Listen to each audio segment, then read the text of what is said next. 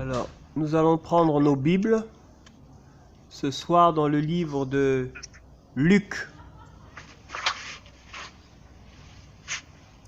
Le livre de Luc, chapitre 16, du verset 19 au verset 31. Luc, chapitre 16, du verset 19 au verset 31. Je lis la parole du Seigneur. Il y avait un homme riche qui était vêtu de pourpre et de fin lin et qui chaque jour menait joyeuse et brillante vie.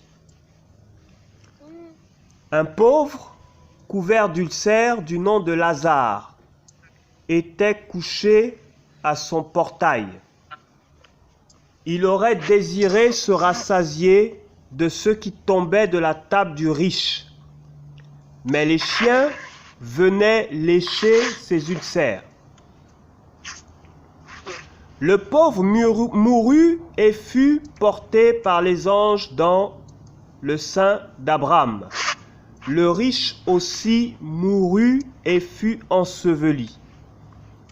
Dans le séjour des morts, il leva les yeux et en proie au tourment, il vit de loin Abraham et Lazare dans son sein.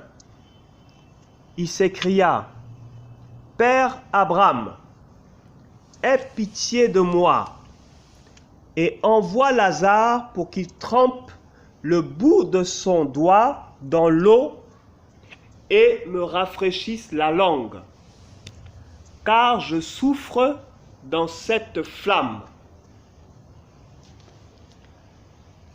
Abraham répondit : « Mon enfant, souviens-toi que tu as reçu tes biens pendant ta vie et que de même Lazare a eu les maux.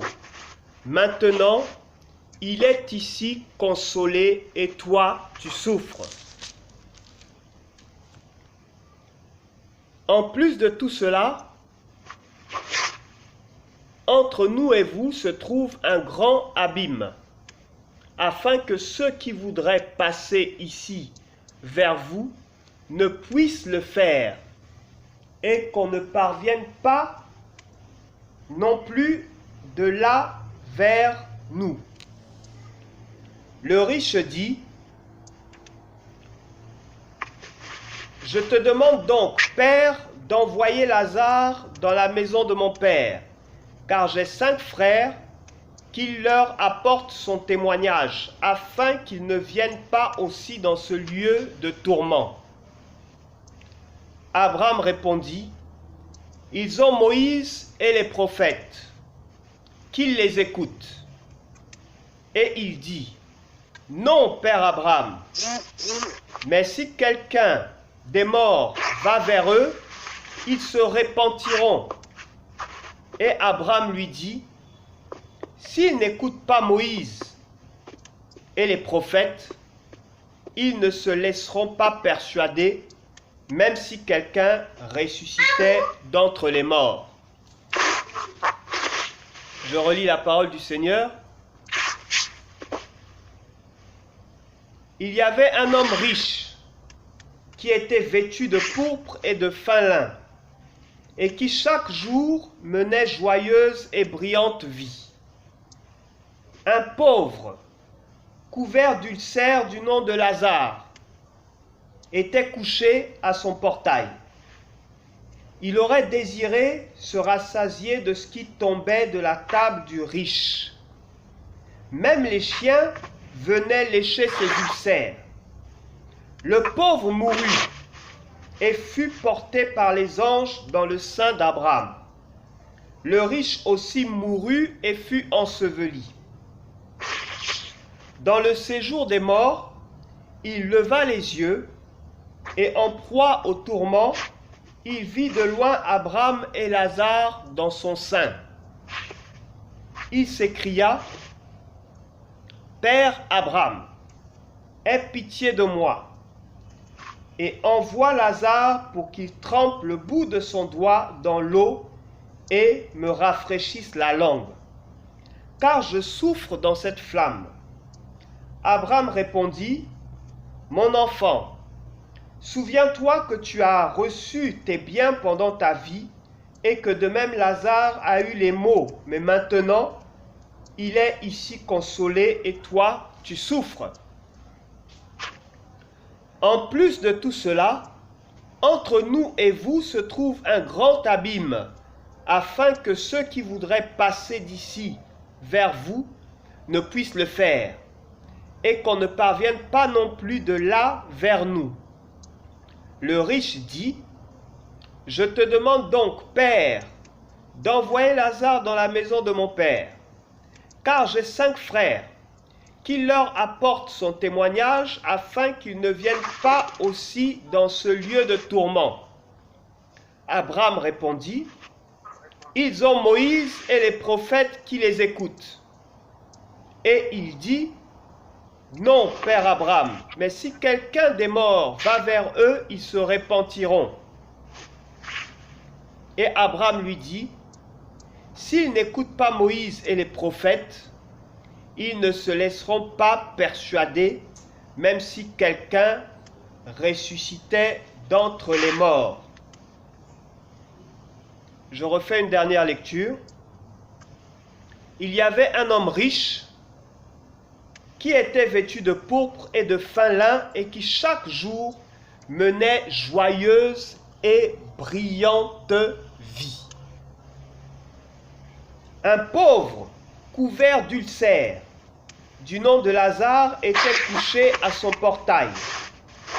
Il aurait désiré se rassasier de ce qui tombait de la table du riche. Même les chiens venaient lécher ses ulcères. Le pauvre mourut et fut porté par les anges dans le sein d'Abraham. Le riche aussi mourut et fut enseveli. Dans le séjour des morts, il leva les yeux et en proie au tourment, il vit de loin Abraham et Lazare dans son sein.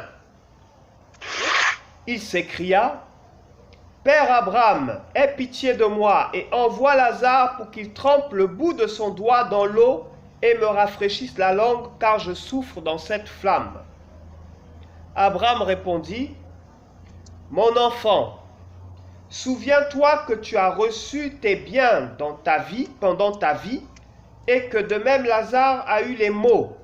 Maintenant, il est ici consolé, et toi, tu souffres. En plus de tout cela, entre nous et vous se trouve un grand abîme, afin que ceux qui voudraient passer d'ici vers vous ne puissent le faire, et qu'on ne parvienne pas non plus de là vers nous. » Le riche dit, « Je te demande donc, Père, d'envoyer Lazare dans la maison de mon père, car j'ai 5 frères, qu'il leur apporte son témoignage, afin qu'ils ne viennent pas aussi dans ce lieu de tourment. » Abraham répondit, « Ils ont Moïse et les prophètes, qu'ils les écoutent. » Et il dit, « Non, Père Abraham, mais si quelqu'un des morts va vers eux, ils se repentiront. » Et Abraham lui dit, « S'ils n'écoutent pas Moïse et les prophètes, ils ne se laisseront pas persuader, même si quelqu'un ressuscitait d'entre les morts. » Amen. Amen. Que Dieu bénisse sa parole, qu'il nous parle, qu'il nous enseigne, qu'il se révèle à nous ce soir au travers de sa parole et que sa parole change nos vies au nom puissant de Jésus-Christ de Nazareth. Le thème de mon message ce soir, c'est « Quelle est ta vision ?» Quelle est ta vision? Le Seigneur nous raconte une histoire. C'est l'histoire de 2 hommes, l'un qui s'appelle Lazare et l'autre qui s'appelle l'homme riche, on ne donne pas son nom. Et le Seigneur nous apprend que Lazare a marché et il a vécu sur cette terre, certes dans la pauvreté, certes dans l'humiliation, certes dans la bassesse, mais qu'à la fin, à cause de son attachement au Seigneur, malgré ses maux, malgré ses souffrances, malgré toutes ses difficultés et ses humiliations, Lazare est resté attaché au Seigneur. Et Lazare est allé auprès du Seigneur après sa mort. D'un autre côté, l'homme riche, qui était tellement riche, tellement en joie, tellement comblé de biens, cet homme riche n'a pas considéré le Seigneur, il n'a pas considéré la parole de Dieu, il n'a pas recherché premièrement le royaume des cieux, mais il s'est attaché aux biens de ce monde, il s'est engagé pleinement dans les biens de ce monde, dans cette vie mondaine, et à la fin, il n'était pas auprès du Seigneur. Et le Seigneur nous raconte ce qui se passe après, combien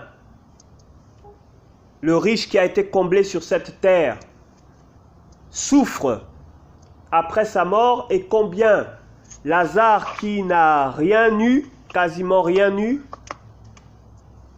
est dans la joie, il est dans le sein d'Abraham après sa mort. Amen. Amen.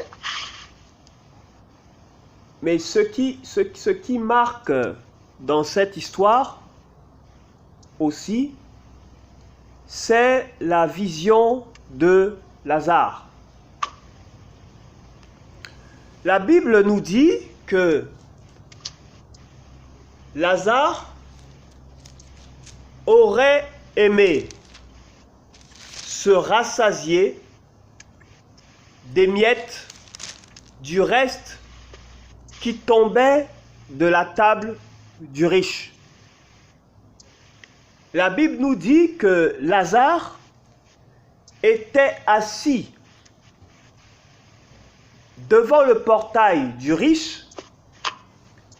Il n'espérait pas que le riche l'invite chez lui.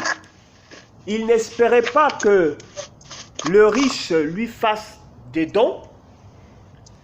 Mais il considérait comme étant beaucoup les miettes qui tombaient de la table du riche. Et il aurait préféré se rassasier de ces miettes-là que d'être invité par l'homme riche, que de recevoir un don de la part de l'homme riche, que de recevoir une proposition de travail de la part de l'homme riche, que de recevoir une invitation ou des habits ou des médicaments de la part de l'homme riche. La Bible nous dit que chaque matin ce Lazare partait de Dieu seul sait où, il allait s'asseoir devant le portail de l'homme riche, comme si c'était sa seule vision, comme si c'était sa seule option, comme si c'était sa seule possibilité. Il aimait Dieu de tout son cœur et le Seigneur l'a honoré en permettant qu'après sa mort, cet homme soit auprès de lui. Mais le Seigneur n'a jamais dit que la souffrance était pour Lazare un héritage sur cette terre. Il n'a jamais dit que aller s'asseoir devant le portail d'un riche était sa vision pour Lazare sur cette terre. Il n'a jamais dit que sa vision pour Lazare sur cette terre était que Lazare se nourrisse des miettes. Lazare a aimé le Seigneur de tout son cœur. Lazare s'est préservé. Il a marché dans la sanctification. Il s'est arrangé à honorer son Père, quelles que soient ses humiliations dans lesquelles il se trouvait, quelles que soient ses souffrances dans lesquelles il se trouvait. Lazare a fait des efforts pour demeurer ferme, rester attaché à Dieu et à sa parole. Mais malgré tout cela, Lazare avait un problème. Il avait un problème de vision. Parce que la vision de Lazare était limitée aux miettes. Alors que le Seigneur n'a pas promis à Lazare des miettes. Il a dit à Lazare, tu seras à la tête et non à la queue. Il a dit à Lazare, tu seras toujours en haut et non en bas. Ces promesses-là sont pour Lazare sur la terre et elles sont son héritage. Ces promesses-là sont pour Lazare sur la terre et elles sont son héritage. Le Seigneur lui a dit, par mes meurtrissures, tu seras guéri. Lazare n'a pas cherché à ce que Dieu puisse le guérir de ses ulcères. Il n'est pas rentré dans la présence de Dieu pour dire, Seigneur, tu as dit que par tes meurtrissures je suis guéri. Alors je t'en supplie, Seigneur, délivre-moi de ces ulcères, afin que je ne sois plus humilié, afin que ces chiens ne viennent pas sans cesse lécher mes plaies, afin que je ne sois plus obligé d'aller m'asseoir devant le portail d'un riche pour espérer avoir des miettes.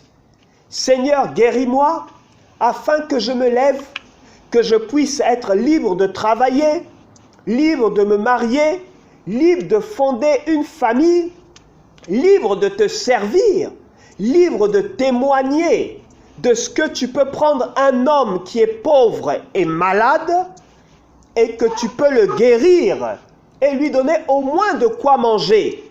Si ce n'est pas le rendre aussi riche que l'homme riche, mais qu'au moins je puisse avoir des habits décents, qu'au moins je puisse avoir un travail décent, qu'au moins je puisse prendre soin de ma famille de façon décente, mais que je ne sois plus dans cette humiliation. La vision de Lazare était faussée, parce que la vision de Lazare était une vision où il fallait attendre que ceux qui n'ont pas Christ, ceux qui n'espèrent pas en Christ, ceux qui n'ont aucune crainte de Dieu puissent le nourrir. Lazare avait un problème de vision. Lazare aimait le Seigneur de tout son cœur. Mais cela n'a pas empêché à Lazare de souffrir sur cette terre. Mais nous voyons que cette souffrance dont il a souffert n'était pas du Seigneur. Parce que le Seigneur, notre Père, n'aurait pas permis qu'un seul de ses enfants passe toute sa vie auprès du portail d'un homme qui ne craint pas le nom de l'Éternel, à attendre que cet homme puisse le nourrir. Non, même pas cela, mais à attendre que les miettes puissent tomber de la table de cet homme pour pouvoir s'en rassasier. Il y a ici un problème, il y a aussi ici quelque chose qui concerne beaucoup d'entre nous, qui sommes des enfants du Seigneur, mais qui avons un problème de vision. Nous aimons Dieu, nous cherchons Dieu, nous nous attachons au Seigneur, mais parfois nous ne croyons pas que Dieu peut nous bénir au-delà de certains hommes qui ne craignent pas Dieu. Parfois nous avons des doutes à savoir si Dieu peut nous guérir de telle ou telle maladie. Parfois nous sommes limités par l'argent. Je n'ai pas d'argent donc je ne peux pas. Je n'ai pas d'argent donc c'est difficile. Je n'ai pas d'argent alors c'est compliqué. Nous tirons des conclusions par rapport à ce qui se trouve dans notre poche, alors que Dieu ne regarde pas à notre poche pour nous bénir, il ne regarde pas à notre poche pour nous faire avancer, il ne regarde pas à notre poche pour nous faire évoluer. Autant le Seigneur veille sur notre âme, il garde notre âme, il prend soin de notre âme, afin que nous soyons à lui et auprès de lui lorsque nous quitterons cette terre. Autant le Seigneur se soucie de notre bien-être. Il souhaite que nous soyons toujours en bonne santé, et que nous prospérions à tous égards, comme prospère l'état de notre âme. Il souhaite que nos familles, nos enfants ne manquent de rien, que nous ayons au moins de quoi l'adorer, de quoi le glorifier, de quoi l'élever en tout temps et en toutes circonstances. Le Seigneur souhaite qu'avec le peu que nous gagnons à la fin du mois, que nous puissions mettre de côté pour faire une offrande à la gloire de son nom, pour soutenir l'évangélisation, pour soutenir les pauvres. Le Seigneur souhaite que nous soyons actifs sur cette terre et que notre vie soit un témoignage dans tous les domaines, quels qu'ils soient, partout où nous allons, que ce soit dans notre vie professionnelle, que ce soit dans notre vie familiale, que ce soit dans nos études. Le Seigneur souhaite nous faire avancer, nous faire prospérer. Il souhaite que nous brillions là où nous sommes, dans le domaine là où il nous a mis. Il souhaite que nous brillions. Il a dit que nous sommes la lumière du monde, que nous sommes le sel de la terre.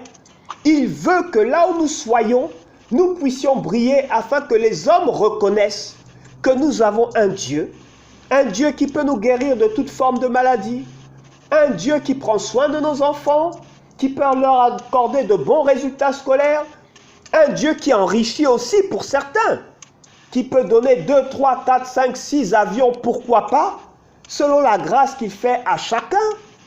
Un Dieu qui peut réconcilier nos familles, qui parfois sont divisées, mais le Seigneur souhaite être manifesté dans nos vies, dans tous les domaines de nos vies, afin qu'au travers de ce qu'il fait dans nos vies, les hommes et les femmes reconnaissent que nous avons un Dieu.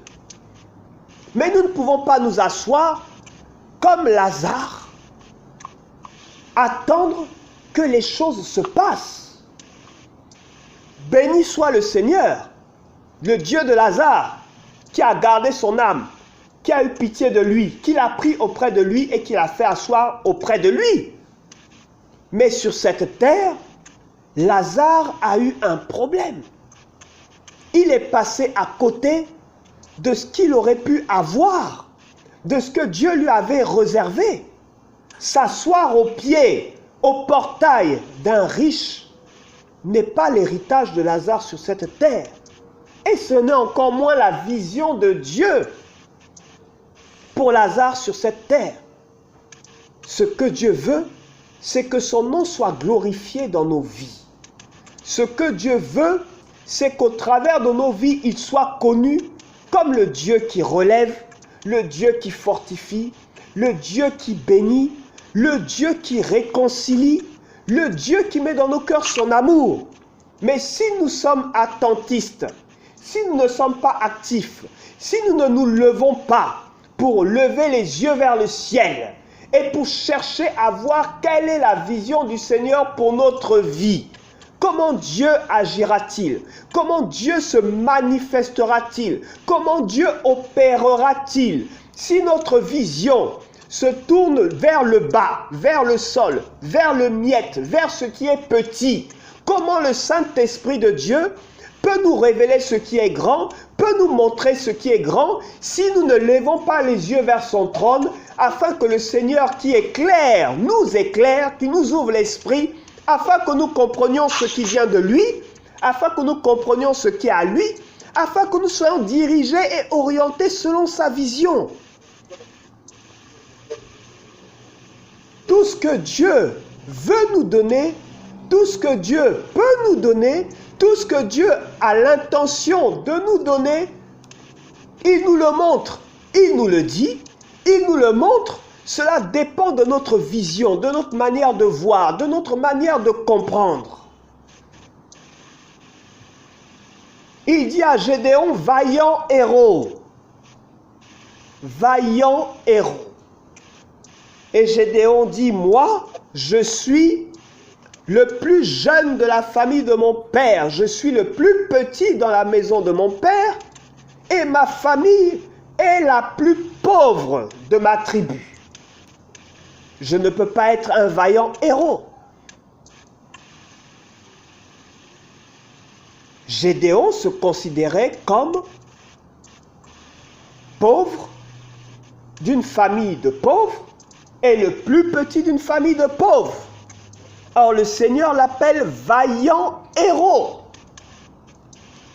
Le Seigneur a pour nous une vision, le Seigneur a pour nous une direction, le Seigneur a pour nous un plan, mais si nous ne nous attachons pas à ce que le Seigneur nous montre, si nous ne recherchons pas cette vision par-dessus tout, si nous ne nous battons pas pour cette vision par-dessus tout, alors nous serons comme Lazare, dans la bassesse, dans l'échec, dans le retard, dans la tristesse, dans les humiliations sur cette terre.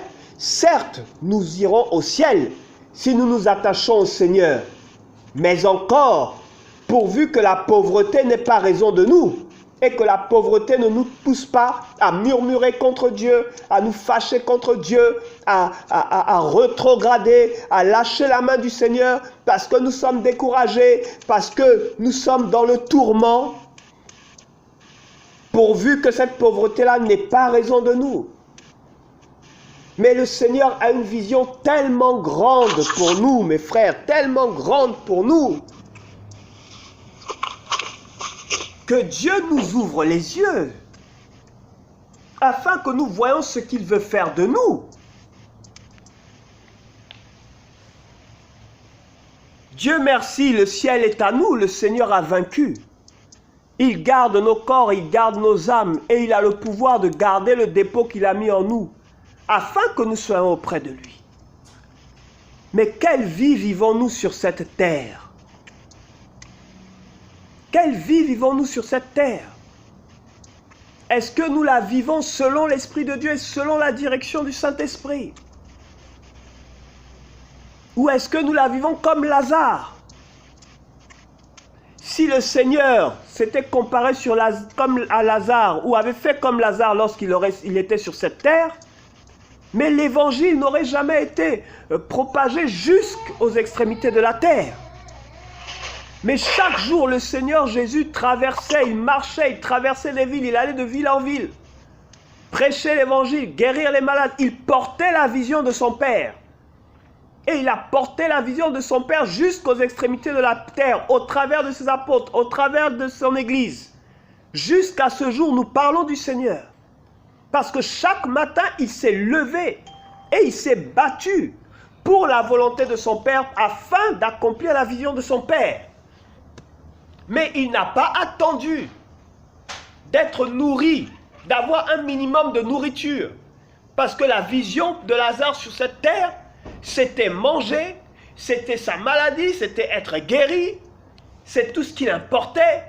Mais s'est-il levé pour aller au temple, pour invoquer l'Éternel par rapport à sa situation, comme Anne l'a fait par le passé?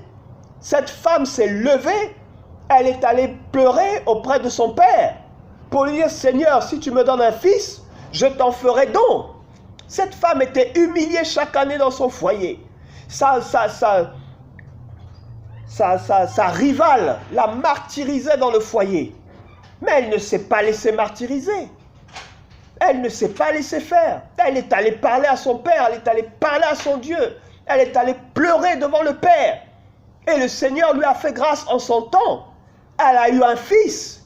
Mais si elle s'était contentée comme Lazare, s'asseoir et attendre que les choses se passent, que sa rivale décide pour elle, ou que son mari décide pour elle, que se serait-il passé? Aurait-elle eu un fils aujourd'hui? Mais il a fallu qu'elle se lève. Il a fallu qu'elle rentre dans la présence de Dieu, qu'elle rentre dans la vision de Dieu, et que le Seigneur l'exauce. Mais il a fallu qu'elle se lève, qu'elle aille auprès du Seigneur, pour comprendre que la vision du Seigneur, c'est qu'il avait besoin qu'elle lui fasse ce don aussi, et qu'au travers de ce don, son nom soit glorifié. Dieu attend que les hommes et les femmes posent des actes pour rentrer dans la vision qu'il leur montre, dans la vision qu'il leur donne. Nous passons parfois à côté de tellement de grâce et de tellement de bénédictions parce que notre vision est fermée, notre vision est limitée à des choses qui n'ont rien à voir avec le Seigneur. parfois limitée à des doctrines que nous nous créons nous-mêmes, des doctrines, des interprétations bibliques que nous nous imposons nous-mêmes, que nous portons comme des jougs et qui nous empêchent d'être libres, d'entrer pleinement dans la volonté du Seigneur. Regardez, souvenez-vous de cette femme qui avait ses pertes de sang pendant 12 ans.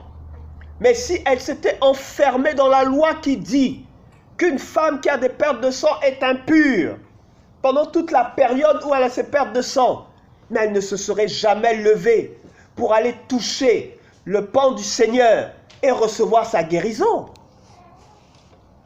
Elle ne s'est pas considérée comme impure. Elle a vu au-delà de la loi.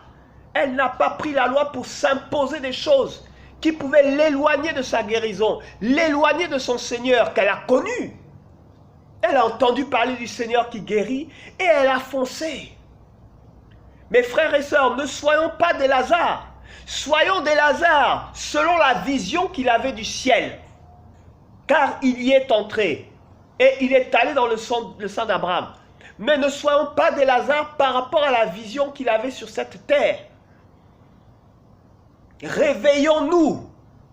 Réveillons-nous. Dieu veut nous donner tant et tant de choses. Dieu veut travailler avec nous sur cette terre. Il ne veut pas travailler dans la petite mesure. Mais il veut toucher le plus grand nombre. Il veut guérir le plus grand nombre. Il veut que nous soyons disposés et disponibles pour son œuvre, dans une dimension grande, dans des dimensions de façon à impacter le plus grand nombre. Le Seigneur veut nous utiliser, mes frères. Il veut nous utiliser, mes sœurs. Que ce soit dans le ministère, que ce soit dans la vie professionnelle, que ce soit dans la vie familiale, peu importe les domaines de notre vie, le Seigneur veut que son évangile touche toutes les couches sociales. Il veut que son évangile touche tous les environnements, toutes les familles. Il faut que cet évangile soit prêché jusqu'aux extrémités de la terre avant que ne vienne la fin, dit la parole du Seigneur. Le Seigneur a besoin d'hommes et de femmes déterminés, qui savent déjà se battre pour la vision qu'il met dans leur cœur. Parce qu'une fois qu'on est debout et qu'on se lève, alors le Seigneur nous conduit, il nous ouvre les yeux et nous commençons à avancer. La vision de Lazare n'était pas bonne, mes frères. Sur cette terre, ce n'était pas une bonne vision. Pour le ciel, gloire à Dieu. Pour l'attachement du Seigneur, oui, nous suivrons Lazare. Pour son amour de la parole du Seigneur, oui, nous suivrons Lazare. Pour sa crainte de Dieu, oui, Lazare est un exemple à suivre. Nous voyons le résultat.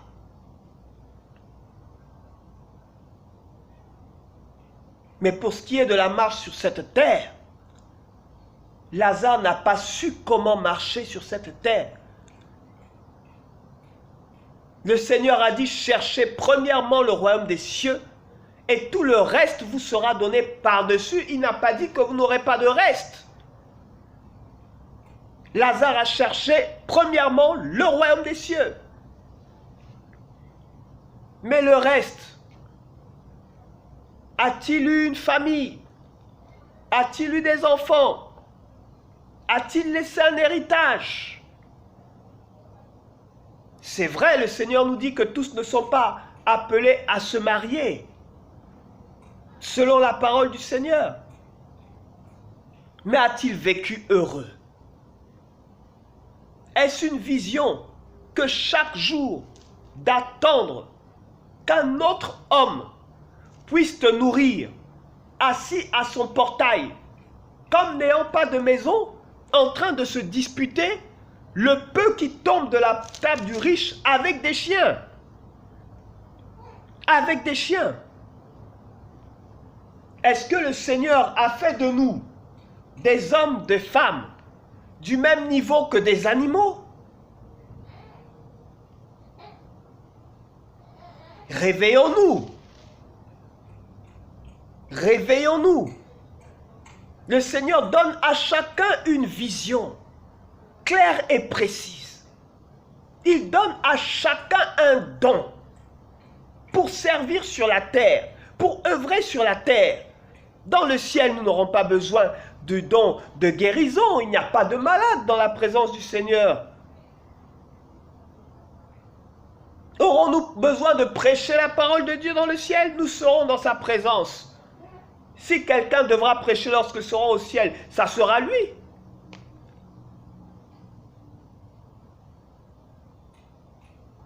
Il nous donne des dons spirituels afin que nous les manifestions sur cette terre, afin que nous le servions sur cette terre, afin que nous soyons utiles pour son royaume, que son royaume soit connu, son royaume soit proclamé, son royaume soit glorifié. Le Seigneur cherche des serviteurs vivants, efficaces.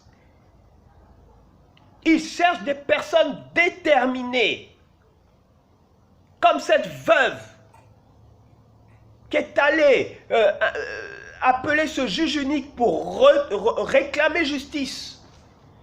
Comme cette femme qui avait des pertes pendant 12 ans, qui ne s'est pas laissée limiter par une doctrine ou par une loi.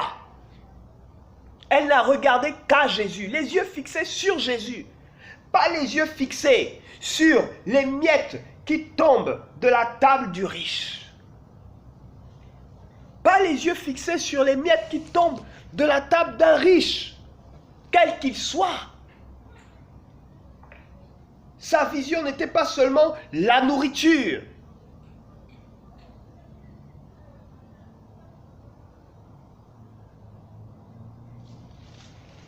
Quelle est ta vision? Quelle est ta vision? Qu'est-ce que Dieu t'a dit? Qu'est-ce que Dieu t'a promis? Est-ce que tu as appris à te contenter de ce que tu vis, de ce que tu as? Parce que tu n'as pas encore vu la gloire de Dieu, ou parce que c'était difficile, ou parce que ta foi a été éprouvée un petit peu, tu as laissé tomber. Parce que maintenant, nous qui sommes enfants de Dieu, nous ne voulons plus que notre foi soit éprouvée. Quand le Seigneur éprouve notre foi, on accuse le diable. Et quand on sait que c'est Dieu, qu'on a assez du discernement pour discerner que c'est le Seigneur qui nous éprouve, on demande, Seigneur, pourquoi nous éprouves-tu? Dois-je passer par là pour que tu me bénisses? Ne peux-tu pas me bénir autrement? Mais nous sommes des serviteurs et des servantes du Seigneur. Si notre foi n'est pas éprouvée, comment aurons-nous notre récompense? Il faut qu'elle soit éprouvée. Quelle est ta vision? Dieu nous a tant et tant donné. Qu'attends-tu pour te lever et pour te saisir de la vision du Seigneur? Qu'attends-tu pour te lever et te saisir de la vision du Seigneur? Tu as une part à faire, tu as un choix à faire, tu as un engagement à prendre. De façon déterminée, de façon stricte, selon ce que le Seigneur t'a promis, selon ce que le Seigneur t'a dit, selon ce qu'il t'a montré. Ce que le Seigneur veut, c'est que tu te lèves, mais que tu ne restes pas couché devant le portail de l'homme riche. Lazare n'était même pas assis, il était couché, comme abattu, comme découragé, comme ne pouvant plus rien faire, comme subissant, sans se défendre. Il était couché.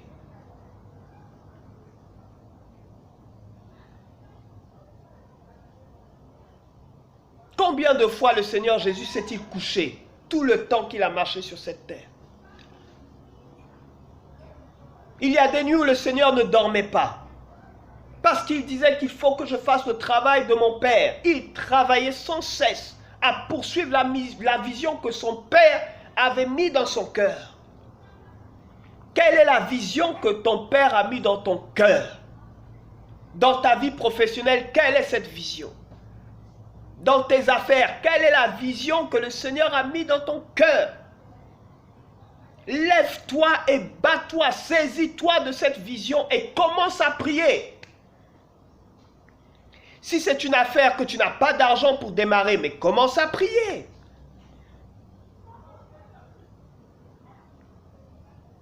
Quel que soit ce que le Seigneur a mis dans ton cœur. Si tu ne sais pas comment démarrer, mais commence au moins à prier. Que le Seigneur t'éclaire, que le Seigneur t'explique, qu'il te donne ce qu'il te faut pour pouvoir accomplir cette vision.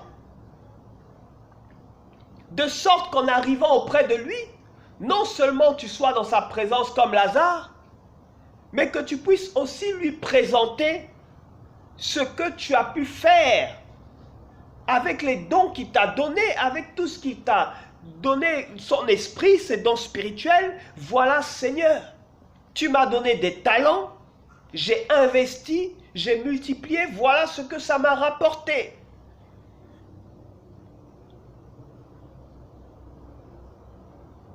Notre Dieu est le Dieu des vivants. Il n'est pas le Dieu de ceux qui se couchent et qui attendent qu'un autre homme prenne soin d'eux, qu'une autre femme prenne soin d'eux. Pas dans le bon sens, mais je parle dans le sens de dépendance, sans rien faire. Dieu est le Dieu des hommes et des femmes qui bougent et qui vont dans sa présence lorsque ça ne va pas, qui vont dans sa présence lorsque c'est difficile. Béni soit le Dieu Tout-Puissant qui nous bénit au travers des hommes, au travers des femmes. Il n'y a pas de problème avec cela. Mais aie une relation avec ton Dieu pour lui poser tes problèmes, pour lui parler de ta situation. Et s'il doit passer par un homme ou par une femme, il le fera nécessairement de toute façon.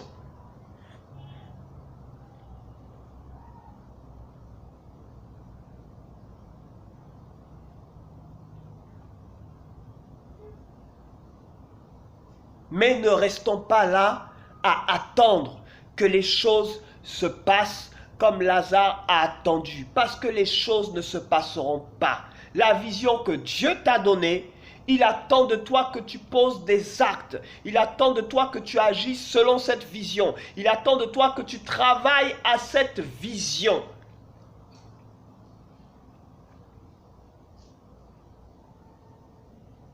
Il te révèle sa volonté, il t'explique sa volonté, il t'enseigne sa volonté, il te parle du temps, des délais d'accomplissement de cette volonté, il te donne des signes à cette volonté. Si tu lui parles, tu rentres dans sa présence, il te révèle à toi et il t'enseigne. Et il change ta vie. Mais ne reste pas couché à attendre que les choses se passent. Elles ne se passeront pas parce que tu ne te lèves pas, parce que tu ne regardes pas vers ton Père pour dire Seigneur, que se passe-t-il? Je veux que ça change maintenant. Je veux que cette situation prenne fin maintenant. Tu es le Dieu fidèle et véritable, le Dieu qui peut me délivrer, le Dieu qui peut me guérir, le Dieu qui peut me sauver, le Dieu qui peut me relever, le Dieu qui peut me fortifier, le Dieu qui peut me bénir. Éternel Dieu Tout-Puissant, souviens-toi de moi. Souviens-toi de ta vision, souviens-toi de tes plans, souviens-toi de ce que tu m'as annoncé, souviens-toi de ce que tu m'as promis. Qu'attends-tu de moi? Que veux-tu que je fasse? Comment veux-tu que je le fasse? De quelle manière veux-tu que je le fasse? Seigneur, je ne me tairai pas, je ne resterai pas dans le silence, tant que tu ne me diras pas comment je peux, Seigneur, vivre ta volonté, vivre ta vision. Il faut que nous nous réveillons. Nous avons une part à faire dans ce nouveau départ, dans cette nouvelle dimension. Nous avons une part à faire. Nous avons une part à faire. Ne soyons pas paresseux dans la prière. Ne soyons pas paresseux dans le jeûne. Ne soyons pas paresseux lorsqu'il s'agit de chercher la face du Seigneur. Ne soyons pas paresseux lorsqu'il s'agit de comprendre les choses du Seigneur. Le Seigneur est vivant. Il a dit, tu m'invoqueras, je te répondrai. Je t'annoncerai des grandes choses. Les choses cachées que tu ne connais pas, que tu ne comprends pas, que tu ne maîtrises pas, pour lesquelles tu n'as pas d'explication, ni auprès des hommes, ni auprès des femmes, ni auprès des pasteurs. Cette situation pour laquelle tu n'as pas d'explication, tu ne comprends pas l'origine. Invoque-moi, je te répondrai. Mais ne reste pas dans le silence. Ne te tais pas par rapport à ta vie. Le Seigneur nous a donné une vie. Et il attend que nous portions du fruit.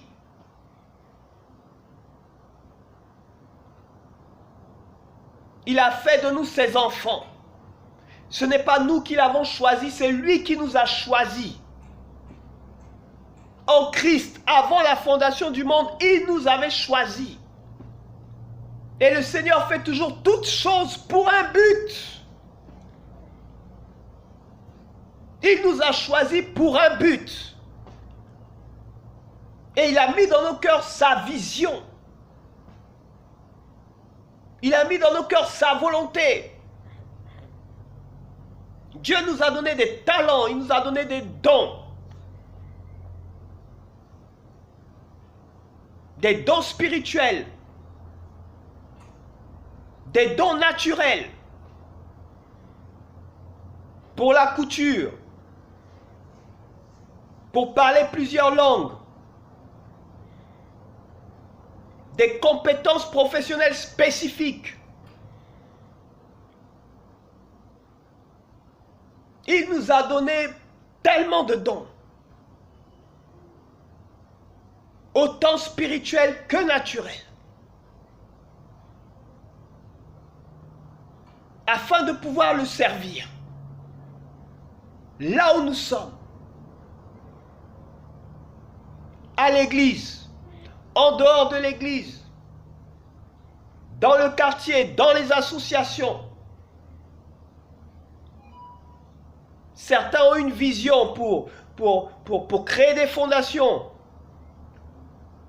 Pour soutenir des pauvres. Pour prendre soin des orphelins. Pour visiter les prisonniers. D'autres ont une vision pour aller prier pour les malades dans les hôpitaux.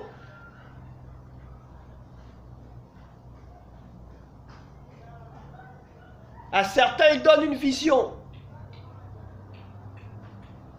pour créer des écoles bibliques, créer des chaînes chrétiennes, créer des dessins animés chrétiens. Ils donnent à chacun un métier, afin qu'au travers de ce métier, il développe une compétence et qu'il soit capable de servir le Seigneur. Dieu ne fait rien par hasard.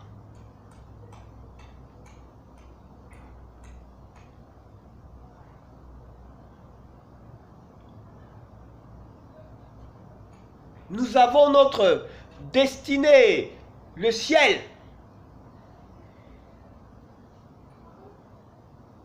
Mais le Seigneur nous donne aussi de vivre sur cette terre. D'agir sur cette terre pour la gloire de son nom. De travailler sur cette terre pour la gloire de son nom. D'impacter sur cette terre pour la gloire de son nom, afin que les hommes reconnaissent qu'il y a un Dieu qui vit au travers de nous.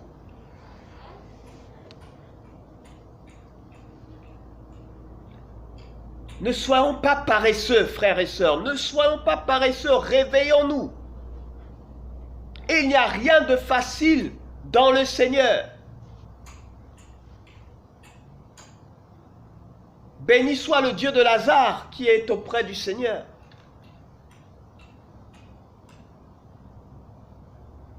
Mais Lazare fut quand même paresseux sur cette terre.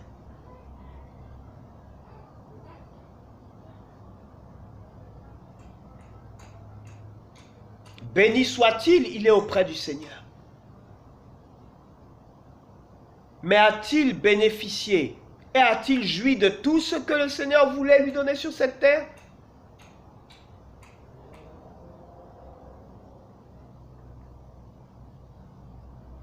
La pauvreté et la richesse sont aussi une question de vision, mes frères.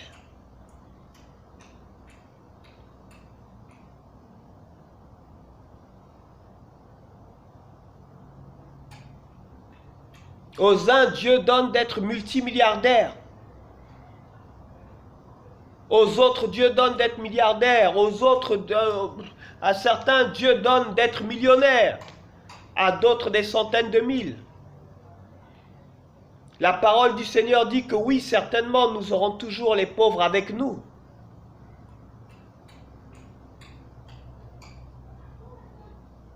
Mais toi qui es dans le Seigneur, penses-tu que le Seigneur ne puisse pas au moins te donner le pain de chaque jour, ne fût-ce que ça? Il a dit, voilà comment je vais vous enseigner à prier. Dites, donne-nous aujourd'hui notre pain quotidien. Et le Seigneur nous a dit, regardez les oiseaux du ciel. Ils ne sèment ni ne moissonnent, ils n'amassent pas dans les greniers, mais votre Père les nourrit.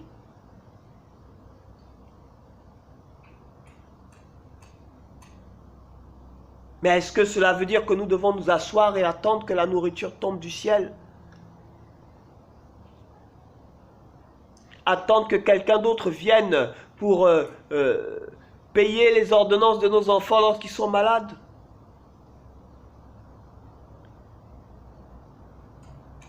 Il a dit aussi, tu travailleras à la sueur de ton front. Notre Seigneur Jésus n'a-t-il pas eu un métier? N'a-t-il pas travaillé comme charpentier avant de se lancer dans le ministère?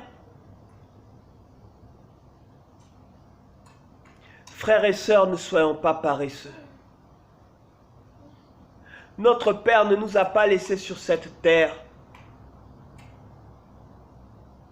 afin que nous soyons paresseux. Il nous a ouvert les yeux pour chacun d'entre nous. Il nous a ouvert les yeux et il nous parle. Il nous aime tellement, le Seigneur, il nous aime tellement.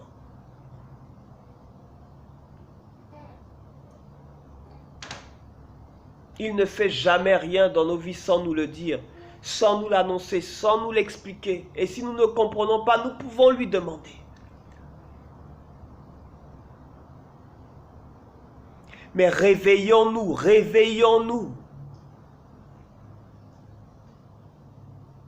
Voici, il nous donne une vision au travers de Let's Pray Yahweh Together.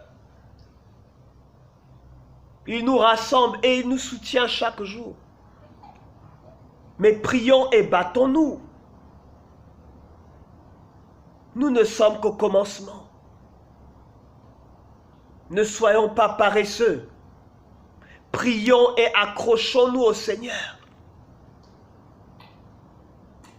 Voici une promesse collective, une vision collective.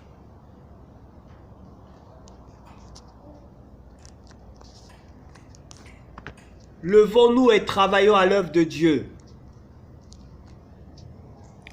Au nom de Jésus-Christ de Nazareth. Amen.